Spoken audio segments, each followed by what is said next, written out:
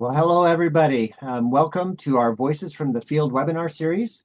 At IJIS, we are thrilled to provide this platform for you to hear discussions about how agencies and their private industry partners are collaborating to implement technologies that address today's pressing challenges in public safety.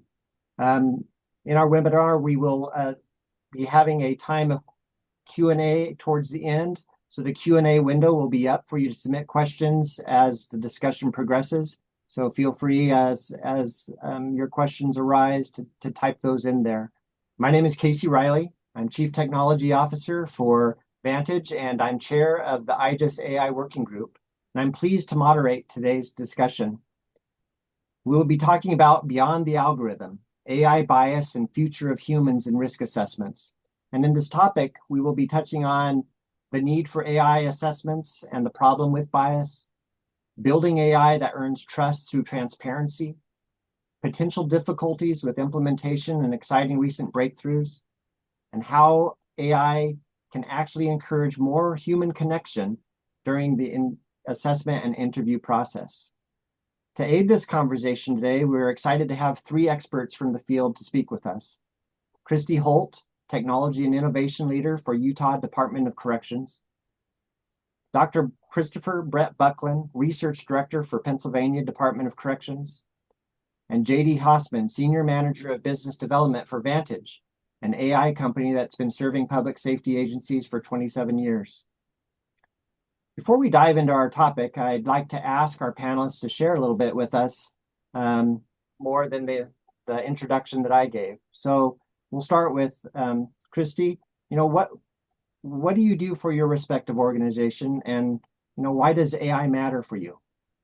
So I was brought to the Department of Corrections from the outside. I did not grow up in government, so this has been very exciting for me. And they brought me in as Director of Technology Innovation. And my main role is to be the liaison between the business needs and delivering the right technologies to support the business.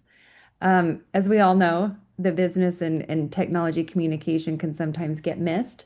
So they bring us in to interpret the needs and find the right solutions. And our department is called Technology and Innovation.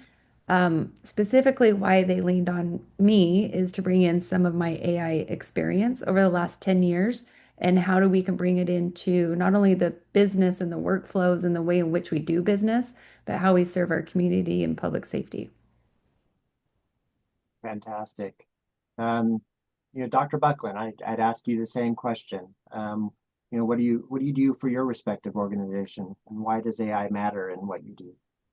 Yeah, so my formal title is Director of Planning, Research, and Statistics for the Pennsylvania Department of Corrections. I've been here for 25 years at the department, so a long time. And my background is more academic. So my master's is in public policy, PhD in criminology, and a lot of the work that we do is interfacing with researchers, academics, to evaluate all the different programs and policies and practices that we do at the Pennsylvania Department of Corrections. We also are, similar to Kristi, are leading the way in terms of innovation in our department. So the planning part of my bureau, planning, research, and statistics, is involved in planning for the future. And whenever we're talking about planning for the future, obviously AI comes up. AI is something that's just growing exponentially. And my passion is that, if we don't get ahead of this in government, that we're going to really be behind the private sector. And so that's where I'm coming to this topic from, is really trying to embrace AI, figure how to fit it into corrections and criminal justice and what we do. So that's a little bit about my background. Thank you, sir. JD. Like Casey said, I'm the senior manager of business development. I've been with Vantage for about 8 years. Vantage is a research and technology company that provides a wide host of different solutions and services. And so, what my job really looks like is meeting with agencies, understanding pain points, and matching the solution or service that's going to help relieve that pain most. All right. Well, I'm thrilled that all of you have taken time to join us. And especially on this topic, because in a way, we're talking mostly to corrections people here, but again, folks that are listening online span public safety across all areas. And, when it comes to collecting information, assessing risk, or trying to identify needs in people, right? Almost every agency that serves our public has some form of intake that works like that. And so, and what we're seeing is an inflection point in some ways in public safety, right? Across the country, our agencies are facing unprecedented staffing shortages. Vacancy rates as high as 55% in some agencies, with turnover rates in employees that they're hiring at a rate of about 48%, right? Just hardly a net gain. In fact, at IJIS, we did an AI summit earlier this fall, and on a topic of human resources, an agency stood up and said, yeah, this last month we lost more people than we could hire, right? They were at a net loss in the sheer number of people that they were losing, and so when it comes to this deficit of kind of the people we need to operate our agencies, that's producing incredible pressure and strain on what we need to run our agencies, right? So, because of most of the data collection, a lot of the intake processes, the forms that get filled out, the interviews that occur is all about data, right? And without data, you really can't make informed decisions. It goes back to, what do you feel versus what does the data say? And so without data, it starts eroding a little bit of our public safety agencies' missions of producing safe environments, right, and safety in our communities. So Alan Turing Institute, interestingly enough, had a study specifically around our civil servants and our public agencies, and they found that between 41 to 48% of the activities that many of our civil servants perform every day are things that AI could immediately make a difference on. And so they've held out this hope that, if we just adopt the technology, that we'll have all this extra time on our hands. Well, there's some other studies that show that there's been a challenge in rolling out that philosophy. But, we're not talking about a futuristic time, though, which is a good thing, right? The technology is here. The AI is here, and really it comes down to, are we willing to implement it? And if we are, can we do it responsibly, transparently, in a way that strengthens, not replaces, the professional experience and expertise that we build our agencies on, the staff that we hire. So, we want to see AI employed in ways that kind of lifts, I think, a lot of the clerical burden, a lot of the, what Alan Turing Institute identified as filling up our experts' days, and let them kind of return back to using their expertise and their judgment to build those meaningful relationships and intervene effectively, really fulfill the job role that they really wanted to do when they took the position in the first place. And again, I don't mean to trivialize, right, the cost involved with implementing kind of an approach like this. As we adopt AI in corrections and in public safety with purpose, and protect those involved, we can not only solve some of our challenge, but also, improve our practices. So I'll stop rambling a little bit. I wanted to set the stage, but what I'd like to do now is maybe ask you a question, Dr. Bucklen. What can you tell us kind of about the history of your involvement with AI, machine learning, and its kind of advancement in Pennsylvania? Yeah, sure. So I was first introduced to AI in 2008, in late 2008. And it came in the form of what you referenced as machine learning, which back then people weren't really talking about AI or calling machine learning AI, but machine learning is a subset of AI. And we were doing a lot of work in the area of risk assessment, which, is, I think, a particular interest to this group. And so we were using a risk assessment tool called the LSIR for many years before 2008. And late in 2008, we had an unfortunate incident where one of the parole board in Pennsylvania had paroled an individual who got out, ended up shooting 2 police officers, killing 1 police officer. And the governor at the time shut down the parole system, so put a moratorium on all parole releases, which we parole, about 1,000 individuals a month. So you can imagine shutting down that valve backs up our prison system very quickly. And we saw our population explode. We had to actually rent beds out of state in Michigan and Virginia because we were out of space. And that moratorium went on for about 3 months. And during that moratorium on parole releases, one of the things that was asked was, is there a better way to assess risk to kind of forecast who would be an individual like the one that got out and shot that police officer, so that we could, the parole board could have better information, more accurate information about who is at higher risk, especially for violence when they got out. So we ended up we came across Professor Dr. Richard Burke, who he's retired now, but he was at University of Pennsylvania at the time and was really a leader in this area, especially in machine learning.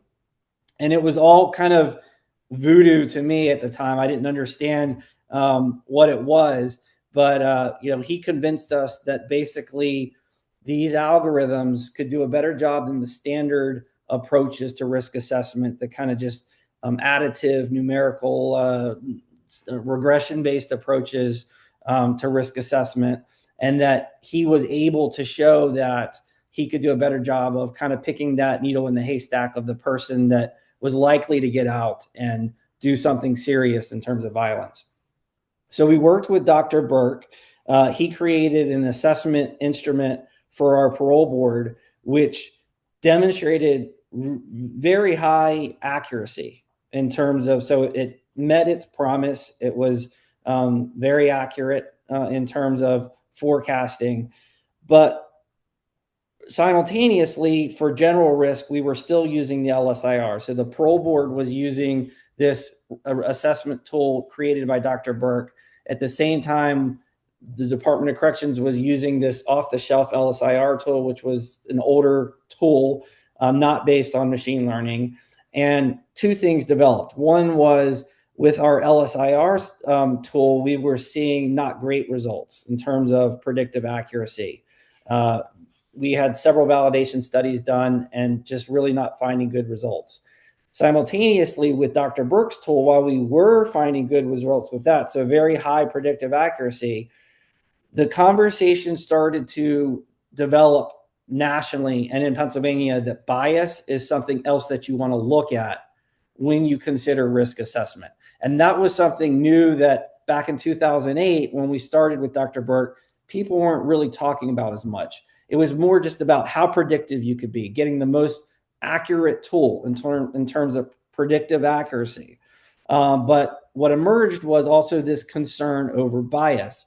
And so we took a look at Dr. Burke's tool that he had created for the parole board, and sure enough, we found some indications of bias in the tool in terms of comparing, say, false positive rates between racial categories, or the predictive accuracy between racial categories. And so that was obviously concerning for us, especially given the emerging national discussion about concerns around bias in assessment. That led us to put out an RFP and end up working with Vantage to create what is our new risk assessment tool, which also makes use of machine learning and AI technology, but has the benefit of also making sure that we don't have bias, or eliminating or at least reducing to the extent possible that bias. So we're really setting out on a dual objective with our new risk assessment tool with the strong R to not only get the highest predictive accuracy, better so than previous instruments that we've used, but also to demonstrate that we've eliminated or significantly reduced any kind of bias that's in the tool. So that's what we're really asking for our current tool. That tool was launched here in Pennsylvania in 2023. So we only have a few years under our belt so far, but so far so good. And we're going to obviously be assessing that going forward with those two goals in mind, of the accuracy and the bias, and we want to make sure that we're achieving both of those. So that's kind of the quick history of how we got to where we are and how I was introduced to AI and how we're using it. Well, thank you. Yeah, I have a quick, follow-up. Maybe for the listeners, what is accurate? I mean, how do you measure accuracy with kind of predictions, right? Maybe I know this is maybe elementary for a statistician like yourself, but so when you compared LSIR to Dr. Burke's tool to what you're seeing now, maybe give us a little insight. Sure. Yeah. Without getting too wonky or technical. So the main accepted measure of accuracy is what statisticians call the area under the curve, or the ROC area under the curve. And that statistic varies from 0.5 to 1, 1 being a perfect instrument, a perfectly predictive instrument, 0.5 being essentially a flip of the coin. And so the way to think about the AUC is, if you took two individuals at random, one of them was a recidivist and the other was a non-recidivist, what percentage of the time did the recidivist score higher than the non-recidivist? And if it's working perfectly, that should be 1. 100% of the time, the recidivist scores higher than the non-recidivist. If it's a useless tool, then it would be 0.5, meaning 50-50. Half the time the recidivist scores higher, half the time the non-recidivist scores higher. That's a useless tool. You might as well flip a coin. And so what we're looking for is something in the range of 0.7, 0.75. A lot of the best tools that are using AI, some are even getting as high as 0.8, 0.85 now on that AUC measure. Historically, when we were using the LSIR, we were getting like 0.6, maybe up to 0.65. But clearly, if you look at the literature, there are assessment tools out there, especially advanced ones with AI, that are getting 0.7, 0.75, 0.8 and higher. And so that's what we're aiming for. Well, thank you very much. JD, can you can you maybe explain what you've seen in implementing kind of assessment strategies with different agencies, right?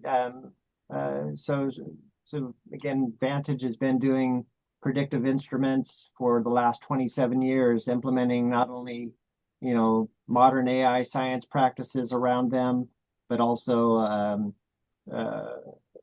just implementing other agencies' assessments. Maybe you can speak to a little bit of what you've seen from a bias standpoint.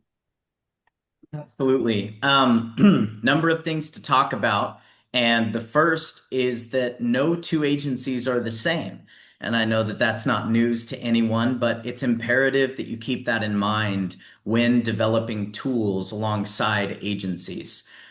Cultures are different, populations are different, and the assessments need to be different. And so something that we do when implementing these models and developing them each and every time is take that custom approach. These off-the-shelf models just won't hit those 0.75s, 0.8 levels of accuracy. And so we learned rapidly that we have to take that custom approach in order to get to the level of accuracy that we'd like to see. And then when it comes to bias, Casey, we did our best work initially with the Pennsylvania Department of Corrections, and I have to compliment them for including in their RFP requirements that the tool show a reduction or hopefully an entirely eliminated bias from the predictive outcomes from the assessment tool. And so, as part of that work, we began to develop additional methodologies for analyzing the tool's performance and identifying points in which bias is being input into the model one way or the other. And let's kind of talk about one way or the other for a second, because it comes from a couple different places. Number one is static data and information that's leveraged in these assessments, things like criminal history, demographic information, etc., can come with inherent biases that are of no fault to the agency itself, but the data is biased for one way or another. And I think I could have a whole webinar on that alone. But then the other way is human unintentional or subconscious bias during the assessment interviews. But we started with the data and what could we do to ameliorate the bias out of the data? And it started with looking at things like Dr. Bucklen mentioned, false positive rates and false negative rates in the assessment tool. And let me just define that for the audience, for those who aren't aware. A false positive would be a tool predicting that someone is high risk and they never end up recidivating. Whereas a false negative is when a tool is predicting that someone's at a lower level of risk and they do end up committing another crime. So evaluating those and cutting them up by various types of populations is what allowed us to start to get a look on the tool's performance across different populations and ethnicities. And from there, we were able to start ameliorating bias out of the assessment by identifying which items and questions were causing some of those false positives and false negatives. And it would take hours to go through all of the methodologies. But in the end, we had to develop, if I remember this number perfectly, 383 different models with Pennsylvania, trying another methodology after another methodology to ameliorate that bias, eventually with success, showing in the preliminary findings that we could reduce bias to a point of near equivalency, with the only difference that our standard that we used was a 0.01 variability in the AUC of the false positive and false negative rates. So Kristi, in Utah, I think you bring a lot of experience around AI. And we've talked a little bit about algorithm bias, right, from data and trying to remove that. JD touched on humans bringing their own biases into assessments. How did you see that play out in your organization? And what are your thoughts on the human factor? Well, it's interesting. I was taking some notes on the side, and I'll kind of answer it with a little bit of my own experience when I got here. Again, not from corrections, not even from government. So when I got brought into this position over a year ago, I really wanted to understand what is the boots on ground job and what are people doing and what is their day like, so I can understand where those biases might be, and then also understand how these tools can make their job better. And we have this really fun thing. I thought it was fun where I got to participate in what's called fugitive experience, where I got to go out with all the agents and find parolees that were now fugitives because we couldn't get a hold of them. Hard to find parolees. And I had the opportunity to ride around in my vest. And mind you, this is not my daily experience, but I'm writing about these agents. Within 20 minutes, we went up to this apartment. We found a fugitive that we knew was in there. He was in there also with a girlfriend. They won't come out. It was all already kind of like a holdup situation, and I don't have all the right verbiage, but and I was, just watching this and what these agents do to take this under control and get the fugitive out and then take him into where he needs to go. And within like 5 minutes, the dogs are barking. They're trying to warn him, get him out there, yell to get him out there. Um, a school bus drops off 20 kids less than a half a block away in the middle of all this. And there's all these cop cars. Like, it was a pretty big ordeal, right? And by the end of it, they had to beat down the door. They had to taser the guy, bring him out. It was to me, very traumatic. And it's just another day for these agents. So as I'm kind of processing this experience, I'm like, how often do you guys have these type of experiences? And they're like, every day. And then 5 minutes later, after we get this one all wrapped up, we hear I almost said walkie-talkies. I don't know, whatever they are. That there's another one ready to go. So as when I put myself in and then another experience is I went out to the prison and I went through all the intake and saw how that goes. And, you know, it was all so surprising and shocking to a quote unquote, I'm going to say normal person, but to these agents, it becomes very redundant. And this is where I think a lot of the human bias comes from. This guy, let's go back to the one where they just took the guy out of the apartment.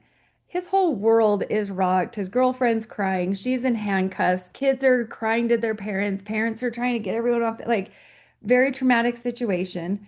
And this guy's whole world is rocked. And these agents are just kind of checking off what happened, right? And so when they have to go and report this incident, number one, I don't know how they keep all the details in their mind. And I don't know how they go from one and then 20 minutes later, we're going to another one. And they have to remember all the details. They got to remember all this. And so that taking that experience and then watching the agents check in these people coming to prison.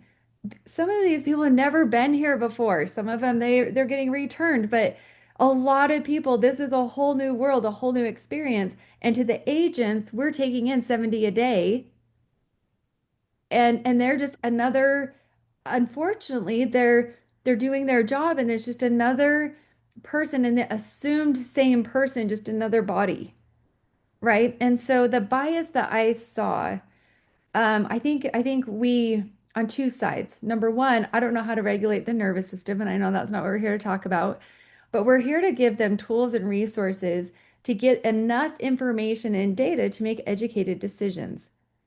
And in scenario number one, I don't think those guys are there doing their job, but reporting and making sure that they report that incident, you're going to get 72 different variations of that incident, right? That's number one, because there was 27 people there, and then they all are having their own stories from different perspectives.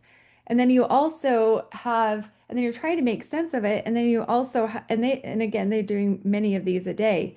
And then the one where you're checking people into prison. So for me, I think there's an incredible amount of bias, human bias that goes into every single one of those scenarios, depending on your background, your history, how often you're going through these experiences. For me, it was traumatic, and these guys are like, just another day at the job. And then, people coming in, it's really hard to individualize and personalize human beings when it's 70 people and you have to get them done and then you only have 5 minutes per thing and you're trying to get the right information. And here, this is determining their lives, and you have this much time, and you're supposed to be determining these big outcomes and impact. And I just think it's a completely disadvantaged situation for most of these agents. And unfortunately, the way it impacts the people that we care for. So, human bias to me, conscious or unconscious, I think is a pretty big determinant of people's lives.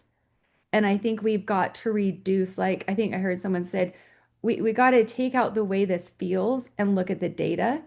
And so we have to have tools that don't have the same type of bias to determine accurate data so we can give these guys and our agents, these dudes and our agents, the best chance that they have, which unfortunately at this point is us.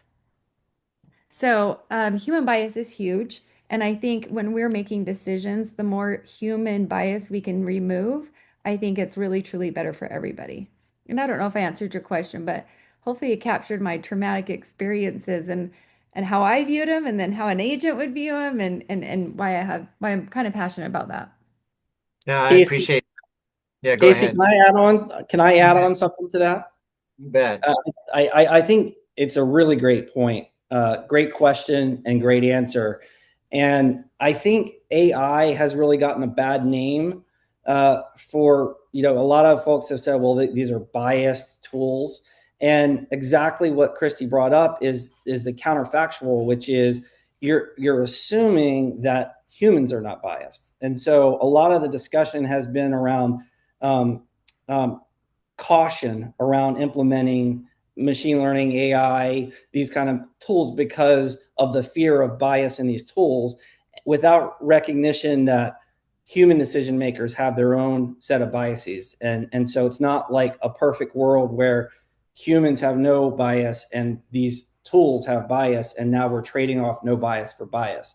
And a couple of studies that really illustrate this. So there's one study that shows that judges sentence harsher after their NCAA football team loses, after a weekend that their NCAA team loses. Now, those must be SEC judges, because I know in the Big Ten we'd never have judges like that. But I joke.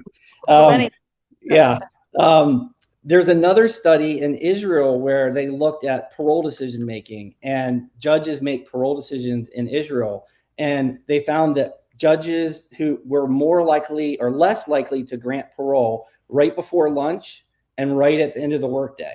And you can imagine why, because they're hungry right before lunch and they're tired at the end of the workday. And so their parole granting rates go down right before lunch and right at the end of the workday for the cases that they hear. There's another study that shows that judges sentence more harshly in political seasons leading up to elections. Again, not hard to see why they're thinking about political realities and trying to get kind of tough on crime. But the point is, psychology recognizes that people have something like over 180 different types of cognitive biases, recency bias, confirmation bias. You can go down the list, all kinds of things that bias. We're not purely maximizers in our objectives. And so I think this is a really, really great point that Kristi is making, that it's a trade-off and we're really trying to get better. And it's not like we have perfect humans and tools that are biased. We're trying to actually use, yes, there's bias in these tools, but we're trying to get less bias. And we think that these tools can get less bias than the human decision makers left alone.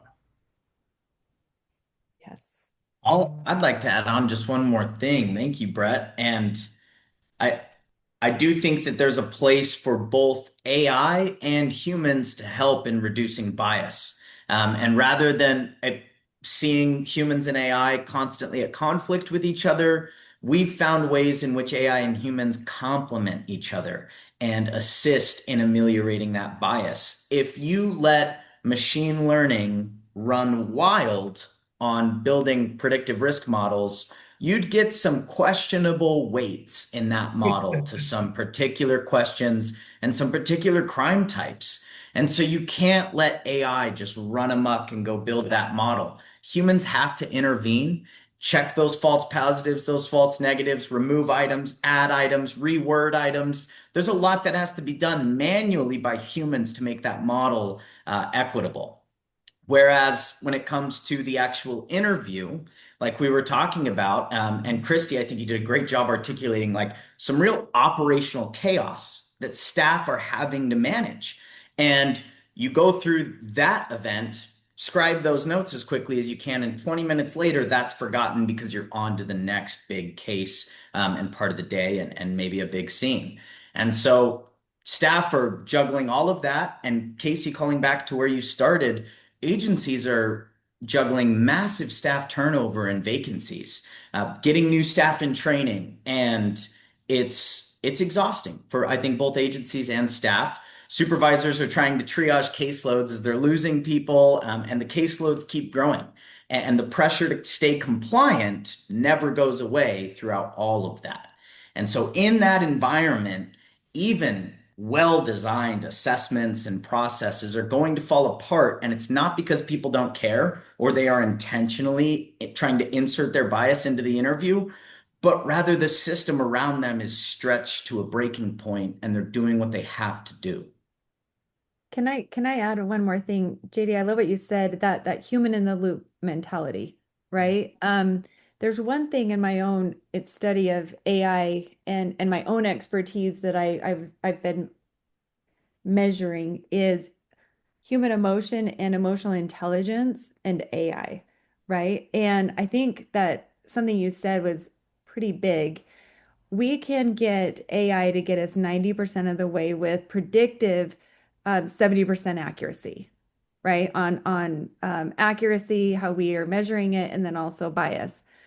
But I think what makes it a little more magical is to have that human in the loop be able to use what does separate us from AI, which is empathy, emotions, and sensing, right? And what we can sense about human beings and what we can sense about a situation. So kind of gets us out of this cognitive understanding of what we need to remember and be thinking about, which is, I think, how humans have valued themselves so much in the past, which is why they feel like AI is in conflict of what they value themselves to be, which is a good thinker, analyzer. Well, now that we can have a thinking and analyzing tool, we really can come back into this human self and see each other as humans and say, can we have empathy and understanding? And what other things can I sense about this person that can add to that caseload management um, or wherever we place them in housing? Like, what is AI going to miss? Maybe they're going to miss that little tattoo that I saw. Or maybe, yes, we got pictures, or maybe the way that they interacted. AI is going to miss that. Or maybe the way they sat in the bench and waited. What was their demeanor? Like those observations and what we can sense through our other senses, I think really get tuned up when that thinking and that analytics doesn't have to play as big of a role. 100%. I think that's some incredible insight. I think there's a couple key things that we'll go into. One, I love the fact that we brought in human in the loop. In fact, I was just reading an article today. Ash Munshi, the CEO of a company called Pepper Data. He was the previous CTO of Yahoo.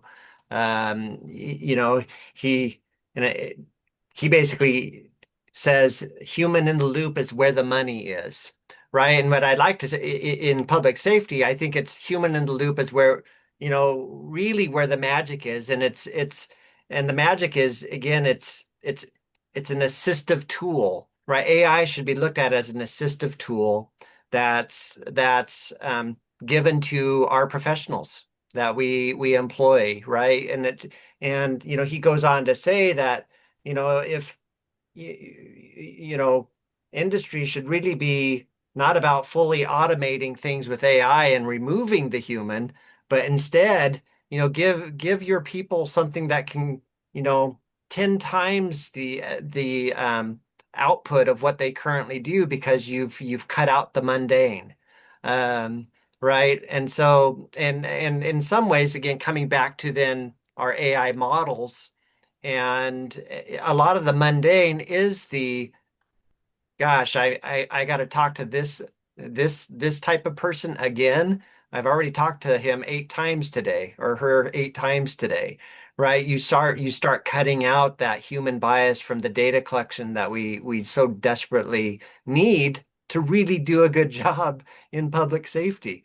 So, I think that's very timely, and I think it also goes right in then too, in all right, if we're going to use AI and give these AI tools and assistants or whatever to our staff, right? We want there to be a level of trust that they can believe it, right? That they can rely on it, that it's not going to take their job, that it's actually helping them identify more consistently what needs to be done with the person in front of them. Um, and so again, we touched on transparency of of kind of the model of AI. And so I'd like to again rely on you, Dr. Bucklen, um, talk a little bit about you know um, the black box, right? And again, you touched on it, and that's why I want maybe talk a little bit about what does real transparency look like in an agency, for the folks that are listening on this call and the people they go back and share with. Yeah, yeah, that's a good question.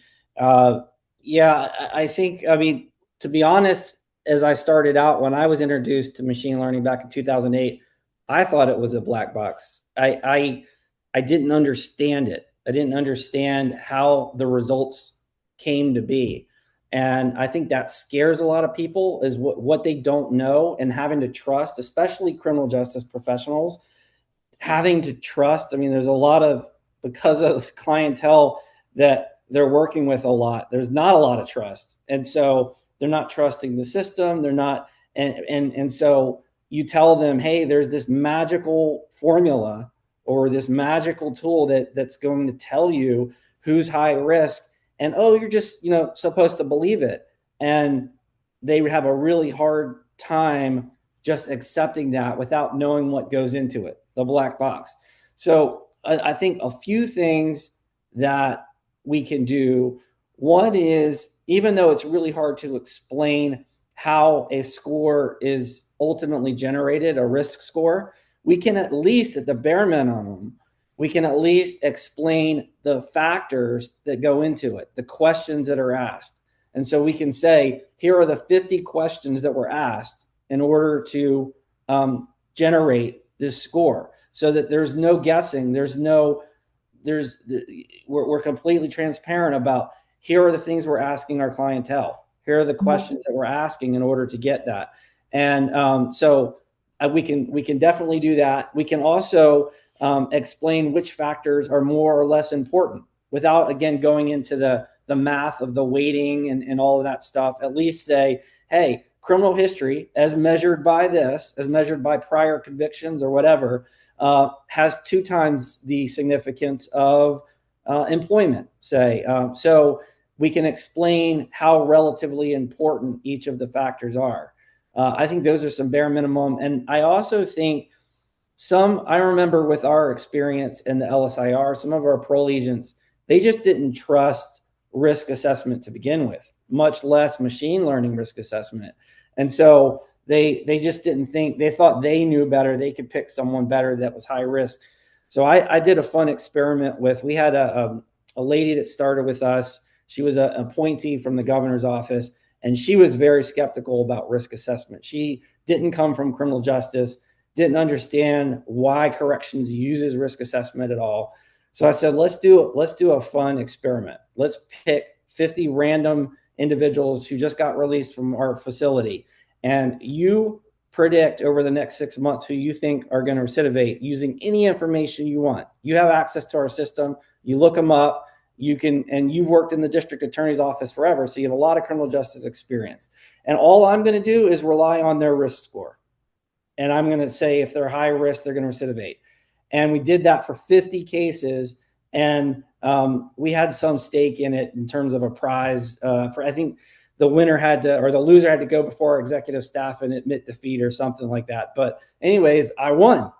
And so I think we can prove with things like that, in very simple, plain ways of showing people the risk or the benefit of risk assessment. And again, it goes back to that whole, show me, prove it to me, because that's where a lot of criminal justice professionals are. They want to have things shown to them in clear terms, not some kind of fancy scientific area under the curve. Don't talk to me about the area under the curve. Show me practically. So those are some thoughts I have on how we can kind of get outside the black box and be more transparent and show people what's underneath the hood, so to speak. I might add something to this because, 5 years ago when we were talking about AI, people are still saying, I don't know what you're talking about, right? I don't understand the words coming out of your mouth. And now, just as little as even 2 years, where we've seen people understand and even come to the surface of their own understanding with AI, I think is starting to be more acceptable, and people are more familiar. I mean, thank you to large language models that are out there that people are using for their daily jobs or relationship advice. What we found when we put it into our facility, we brought in Ada, and we brought in another AI tool into our caseload management, like those 2 scenarios I told you about. We ended up bringing some tools into fugitive and caseload, and then when you're coming into the prison, and we used Ada. And I have some really good statistics I'd like to share and some of the feedback that we got because I think the believability of I like what you said, Brett, about showing what's under the hood. I think that's huge. And I also think people experimenting themselves with AI and actually getting a greater understanding of what AI is. So us at corrections, when we're looking to implement it or integrate it into whether their jobs or in some type of assessment, people are a lot more acceptable today than they were. So for us, I just wanted to kind of read you some of the findings that we had when participants used an AI tool versus a human. Is that okay, Casey, if I go here? Bet. Sure. Okay, so on average, so this is people coming into the prison for the first time or repeating time where they have to go through this long day of intake, right? And on average, participants felt comfortable sharing information with more than a human assessor. They had, on average, more of them had prior experience with AI than not. Um, More prefer being interviewed by Ada to being interviewed by a person. And I think when we dug a little bit deeper there, it was based on judgment and bias. Like they felt more comfortable telling Ada what was real versus a person. They also felt like Ada understood their responses accurately and that Ada used language that they was easily understood, which I don't know about you guys, but how many professional motivational interviewers do you have as agents? I know we don't, right? Like what we said earlier, the turnaround in these positions is harsh. And so to get accurate writ training, it's not like you have all this time in the world to get all this training and then because you got people coming in and so you have to have different tools. But Ada also rated higher than human assessors on comfortably sharing personal information with the ability to fully express themselves, and participants reported the ability to open up fully in ADA interviews significantly more consistently than human conducted interviews. And then our other tool that we also put out to do some of the caseload management, I wanted to give some insights back there as well on what we found. And agents are able to create a report in as little 1 minute after finishing a meeting with an offender. And that is huge because we did a comparison of what's been reported historically and what was getting reported in this tool. And it would be like, we went there, they have a job, same as usual. This is the one that was like for real. And we're like, cool, that sucked. Like what how does that help us? Right? Thank you for checking it off the box.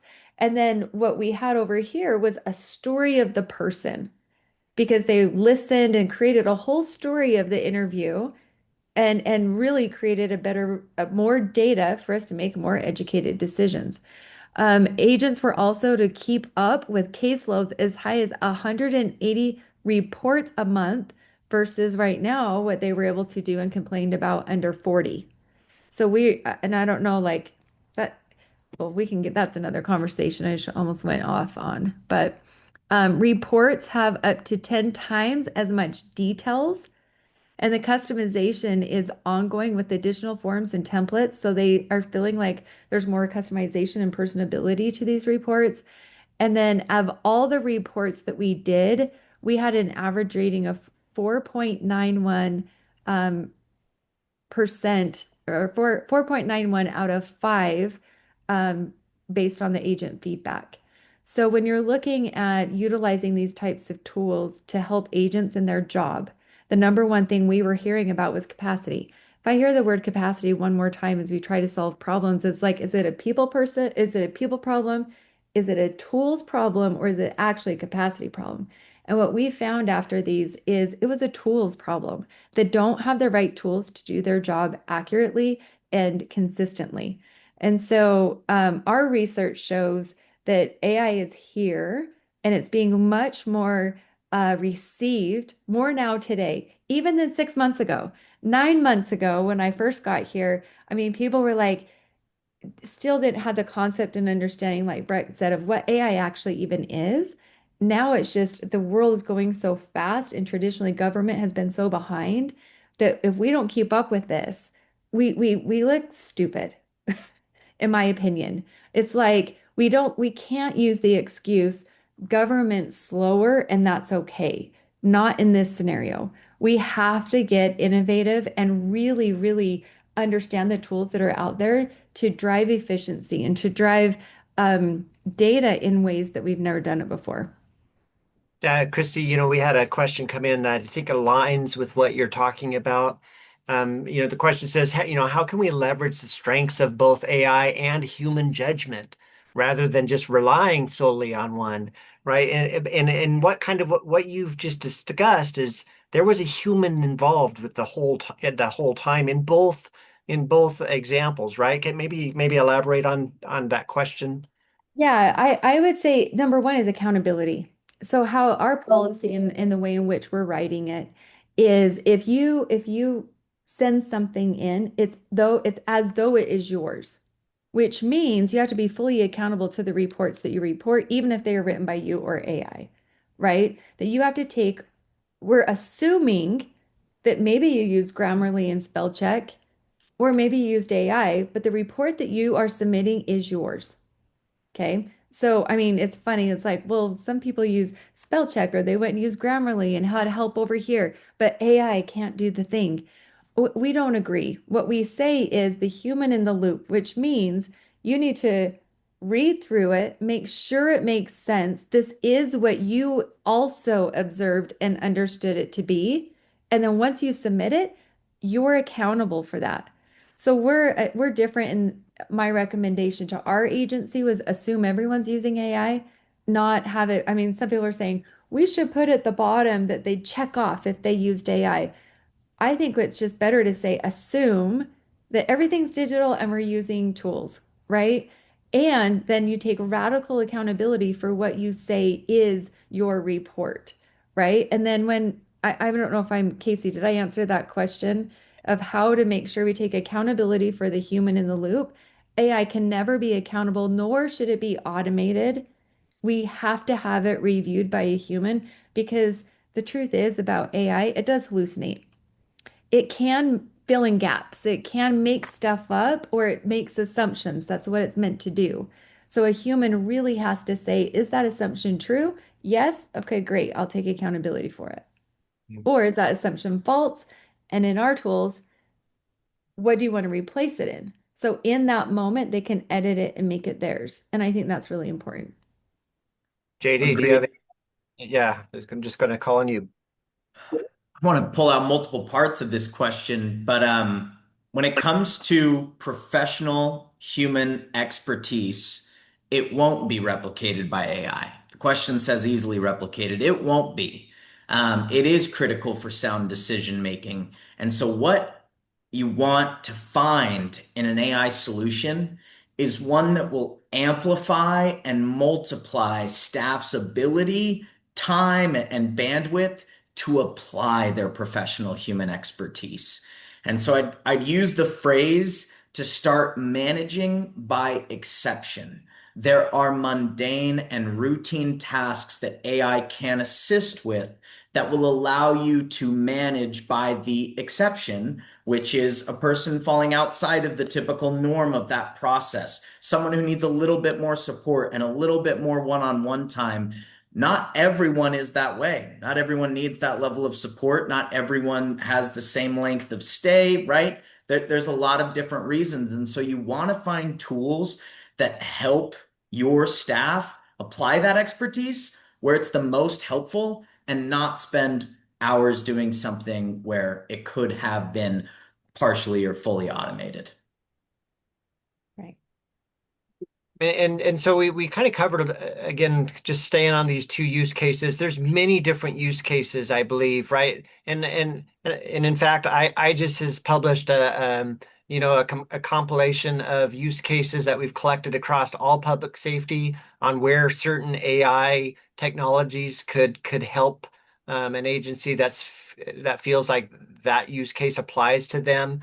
But I think what we're seeing from an industry perspective is, the tech giants that created a lot of the modern AI systems that are at our disposal are waiting for folks to come in and solve very specific problems that our current staff are struggling with.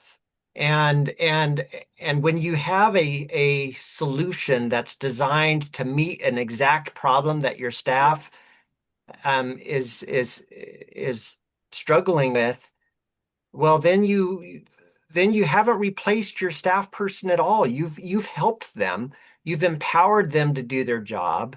And again, it's that AI and human working side by side and not apart, right? But it is from a technology standpoint, it is creating it's using this great tech that's been invented and made available to us, but it's using it in very specific um, um, situations, meeting use cases that folks need. We don't want to just build tech that really doesn't have a place in somebody's, build tech for tech's sake, right?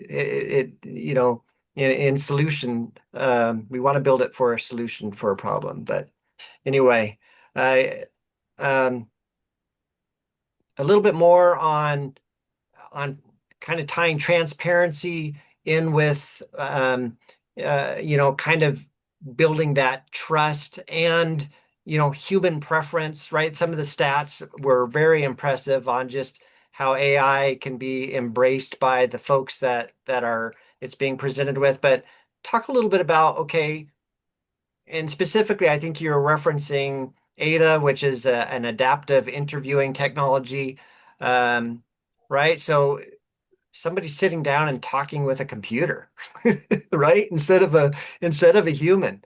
Um, Talk a little bit about the transparency there. What did you find? That might be a Kristi and a JD question. Well, go ahead, JD.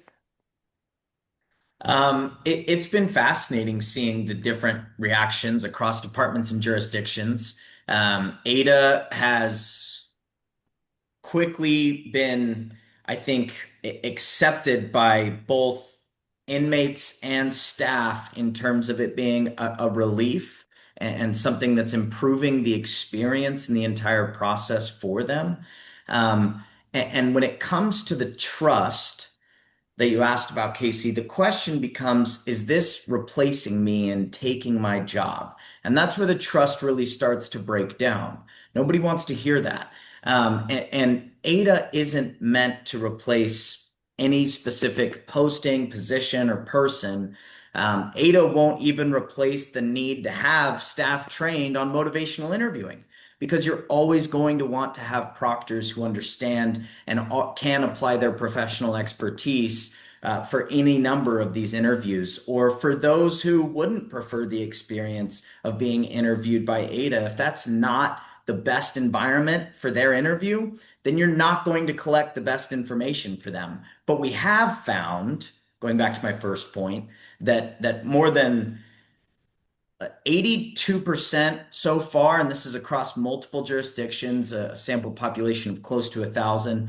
82% of individuals interviewed by Ada would prefer being interviewed by Ada moving forward. And so just that alone, take 82% of the interviews that are being done, and it makes it that much more efficient.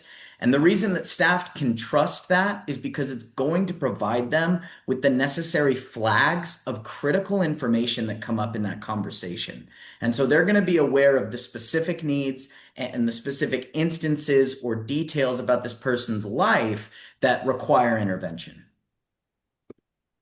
Dr. Bucklen, I think we're kind of touching a little bit on a term that you had used with us, in preparation for this, called social desirability. I mean, can you talk a little bit about, yeah, how does reduced social desirability bias change the reliability of self-reported data, right? So we're really talking, again, going all the way back up to bias in some ways, right? But it's also this, how desirable is the solution that we're giving people? Maybe talk to your experiences there. Yeah, I don't remember using that term, but I can guess on maybe what I was referring to. I mean, I think when you have human assessors, you get fatigue um, sometimes that can obviously affect the reliability of the answers on the questions.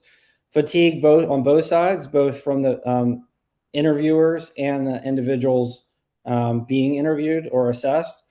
So I think that's an advantage to these kind of prompted AI-driven interviews over like a traditional one-on-one in-person interview. Is this kind of like the reliability of the information gathered is probably increased with AI.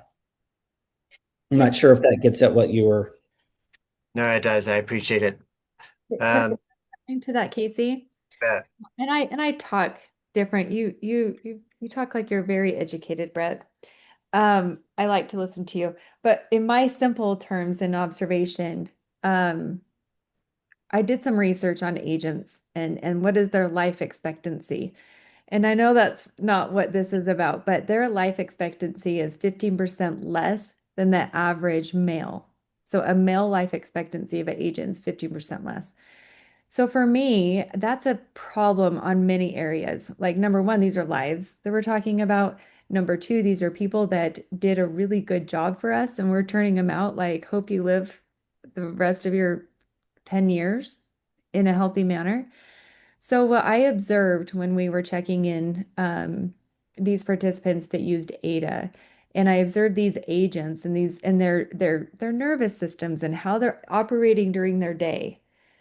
I truly believe when we can hand some of the heaviness to a human being, because I don't care, you can say you don't have emotions, you can say you don't care, but I do understand emotions and how we receive that energy that's around us when we're having these types of conversations and what we hold in our bodies. That's why the life expectancy is so low. So they might unconsciously be leaving their job and saying, I'm okay, but their body just held a lot of what just happened that day.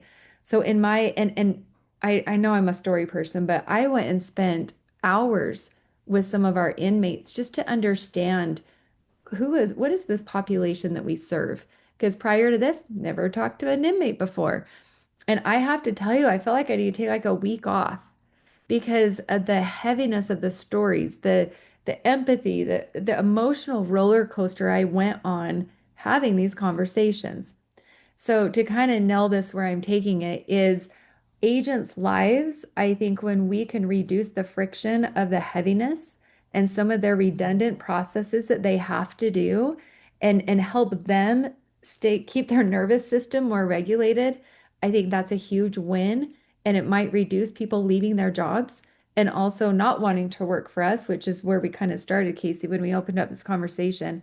And then I wanted to touch on the data outputs because I truly believe with data, we make the right decisions.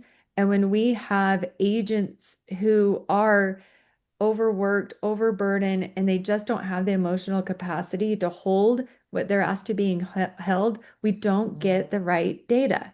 And unfortunately, all of us feel that impact when we can't make the right decisions for the inmate, for agencies continuing in their job. I mean, classification's huge.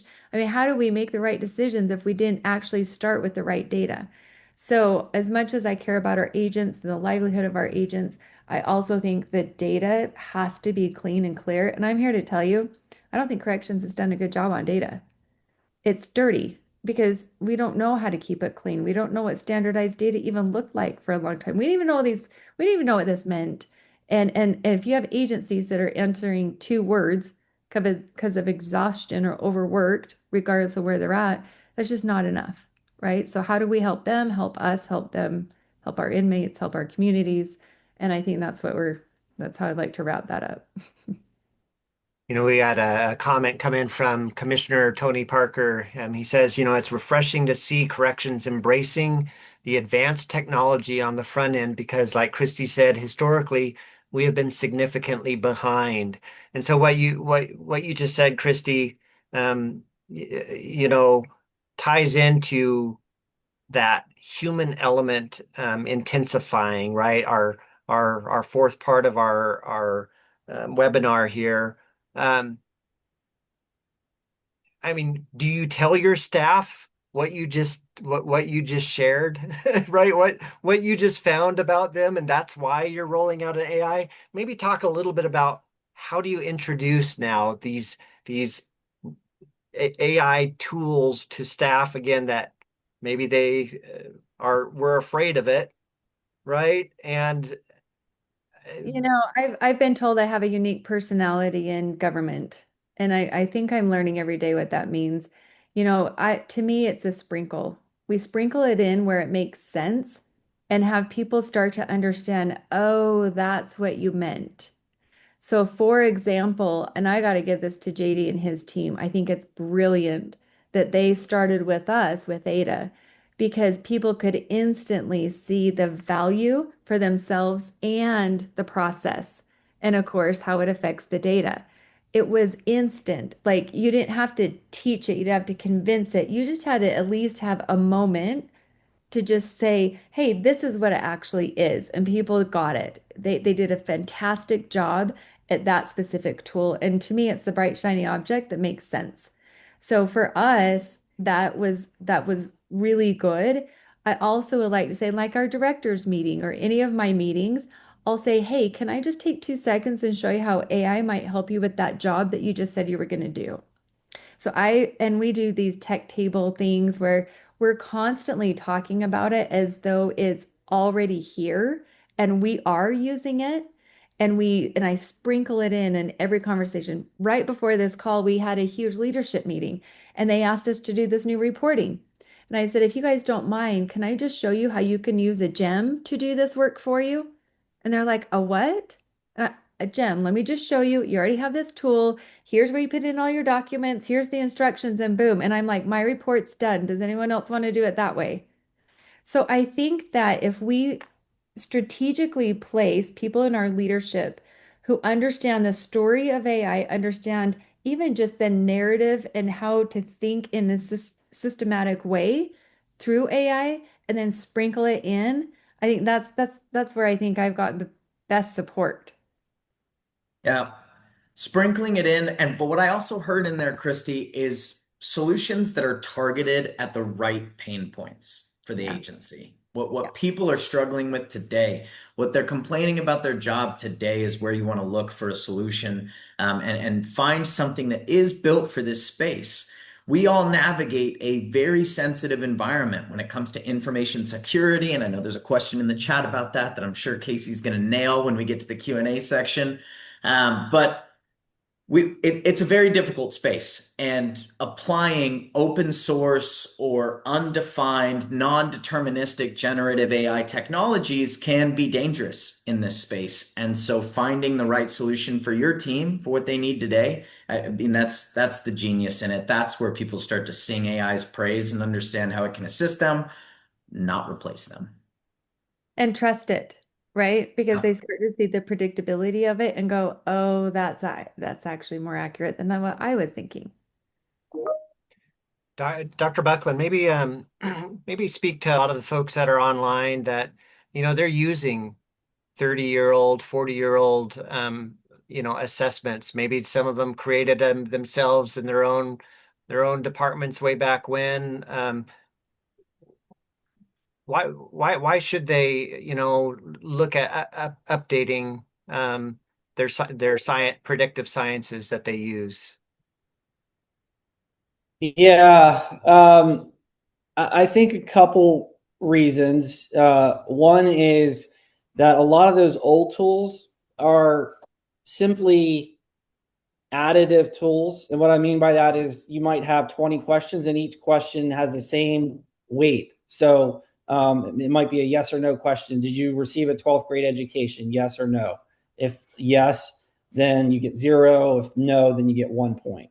And you add up the points. So if there's 20 questions, a possibility of 20 points. And there's no real consideration that some things are more important than others. So this is where machine learning, the way it always had been explained to me is that machine learning and AI squeezes more juice out of the factors, out of the data than traditional methods. So it's able to look at interactions, ways that things interact together, or factors interact together in unusual ways, but real world ways that are not just linear. They're not just additive. They're not simple like that. They're more complex. So that's one way.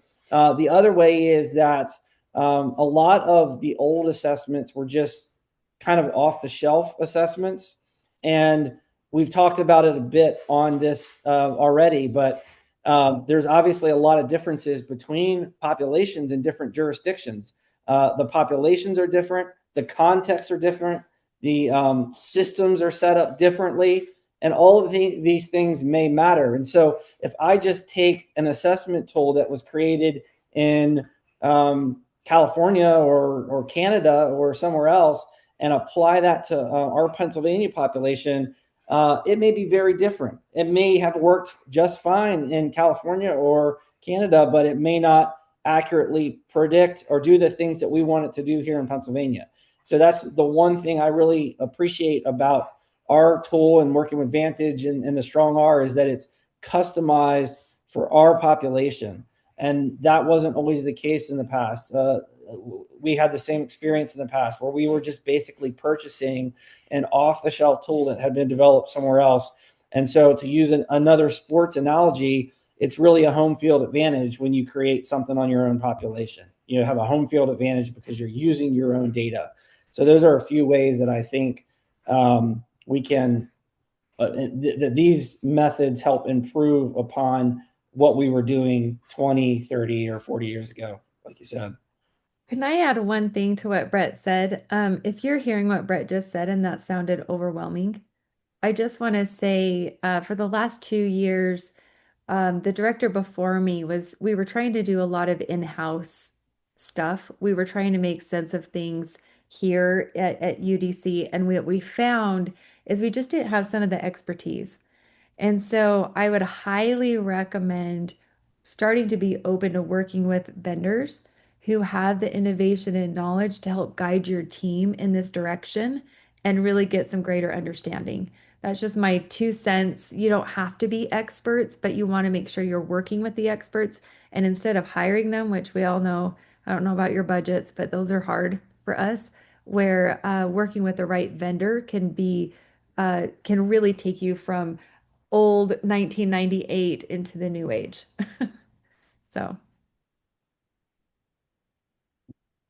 Well, as we kind of wrap up and as questions are kind of coming in to our Q&A, I'll just leave one last question with all three of you. What's our future look like in public safety? If adoption of AI continues to occur and AI continues to become more and more available, what's it look like in 3 years?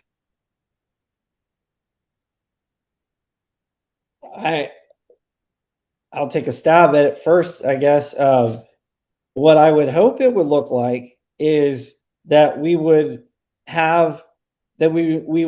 make better decisions that lead to increased public safety, that we would have lower recidivism rates, lower crime rates, and that we would do that more efficiently. So not replacing people. No, we've all said that. We've all talked about that. We're not talking about replacing people, but doing it on strapped budgets, as Casey, as you started out with what we're facing in corrections, staff shortages. And so doing that with the limited resources, the limited staff, the limited resources we have, doing better public safety that leads to reduced crime, reduced recidivism in a more efficient, less costly way. That's an ambitious high goal, but I think that's ultimately what we want from this. Bret, I just want to say ditto, but I want to add one other, like if I was to say what my right answer would be, I think Bret said it, but I'm going to bring a different perspective.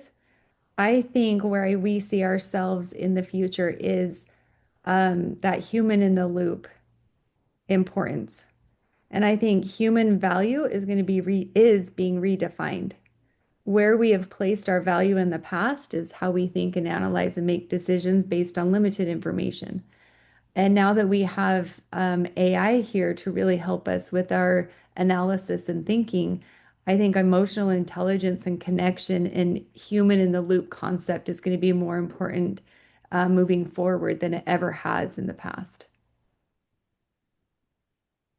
I imagine that after the next few years, when agencies are able to implement multiple AI solutions, agencies and the industry is going to look because it's able to, it's going to look like a much more rehabilitative focused system that allows for a higher touch with clients and a deeper, more meaningful connection because the routine and the mundane is thrown out, right? And I've heard of just to give another example of something routine, I've heard of agencies using drones within the facility just to do cell count, right? Something as mundane as that every single time. And there are ways that AI can see things because it's a camera that's always watching that a security person just can't. And so it's going to relieve staff to be able to have that time to have a higher touch with each one of their clients.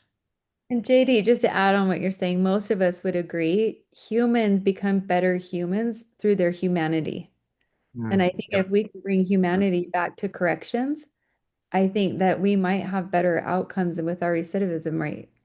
And so to me, I think that's how it's directly correlated as well. So I just want to echo, I think human touch is what helps humans be better humans. So And I'll also add ditto, Kristi.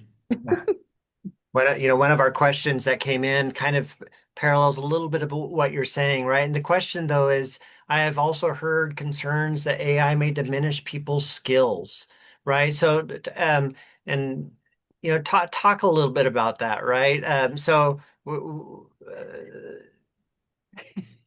I'll say something, but it's totally going to be, oh, here I'm going to go off.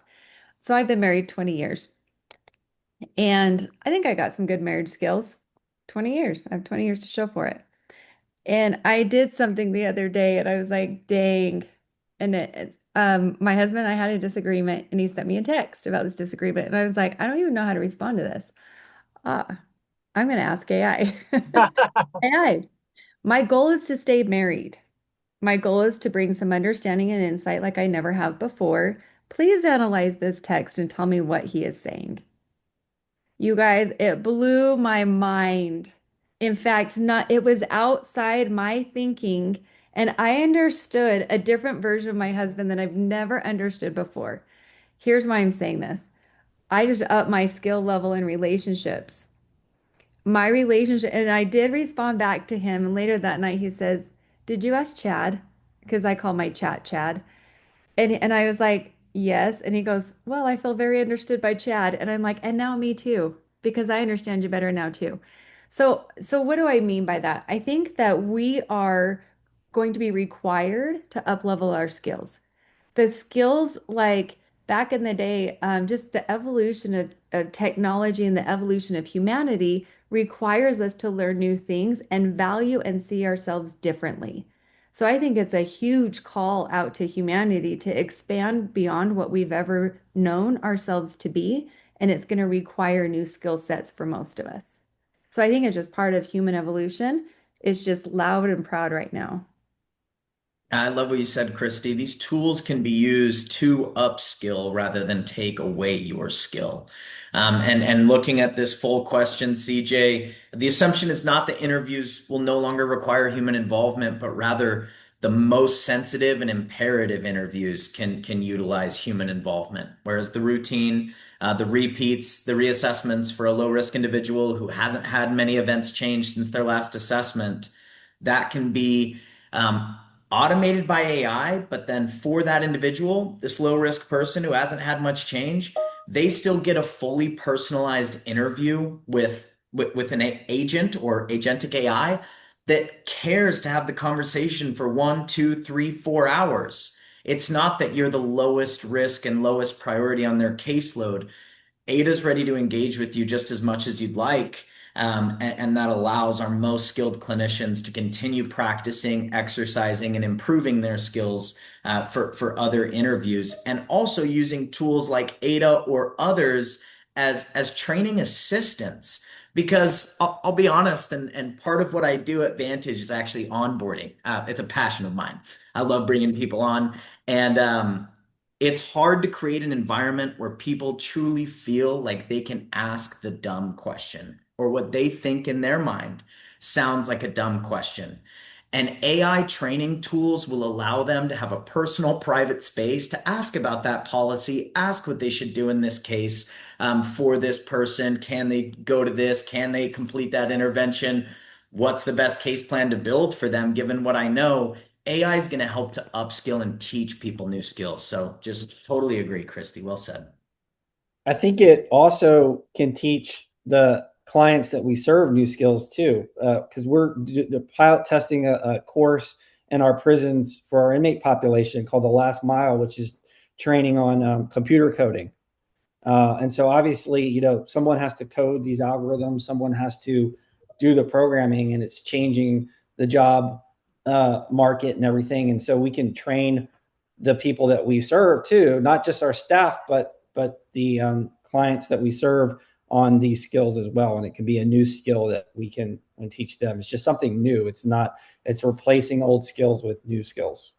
I heard somebody say, we're not looking at trying to make a horse and buggy go faster. We're just going to get on a plane. So I think what that means to me is what problems are we actually trying to solve in the skills that we know versus how can we just actually think completely different and take a new direction. That's just something I think about every day.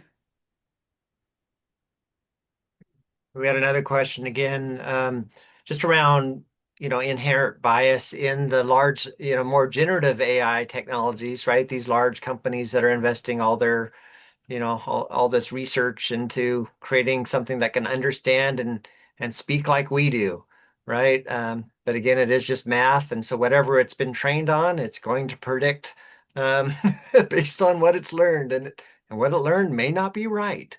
Um, you know, Maybe talk a little bit about how do you handle that, right? How do you handle that at an agency? You're rolling out something like Gemini or Copilot or ChatGPT or maybe applications that use it.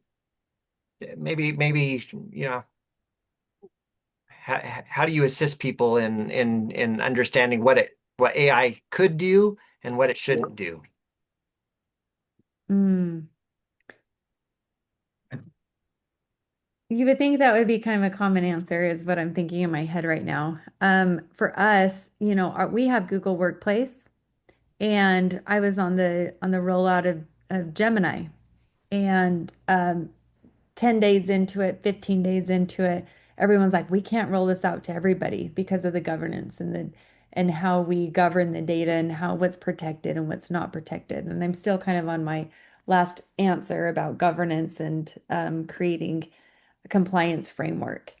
But I think for us, we have a really great team trying to look at it from all angles and start slow rather than fast and find a way for our data governance and compliance framework to be applied across the board.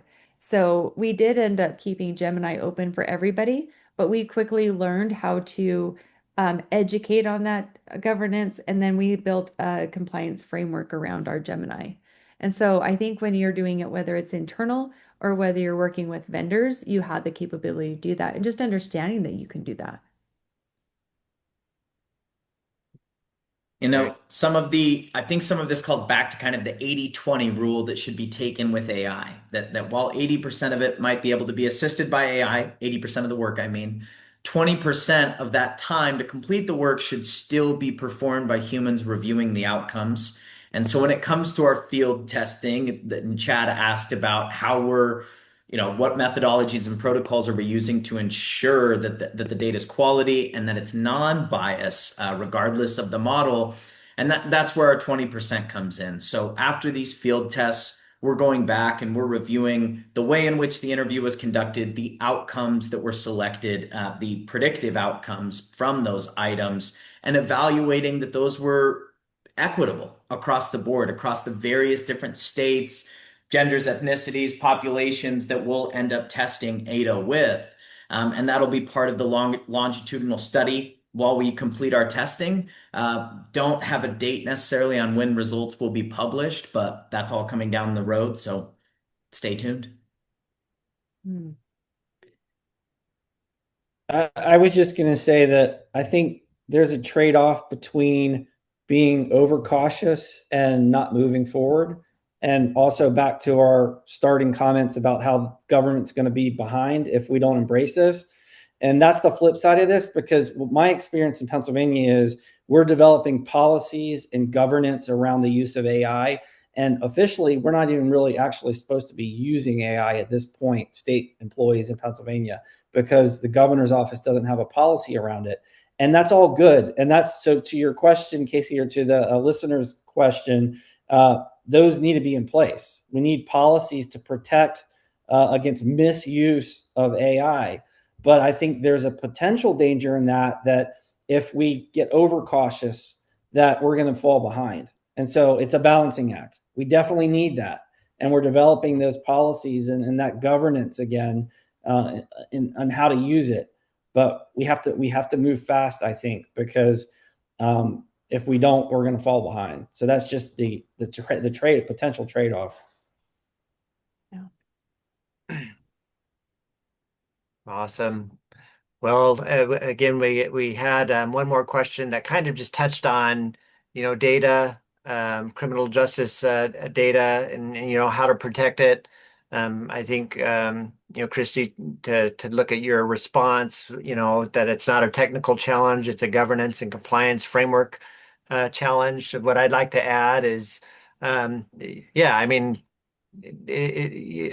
for everybody on this call, it's your data, right? So how you handle your data with around AI really isn't any different than how you've been handling it now. You just need to understand again the solutions, AI solutions that you're wanting to put it into place, and then you go through the same, security and compliance type questions that you would for any type of application, right? Where's my data going to live?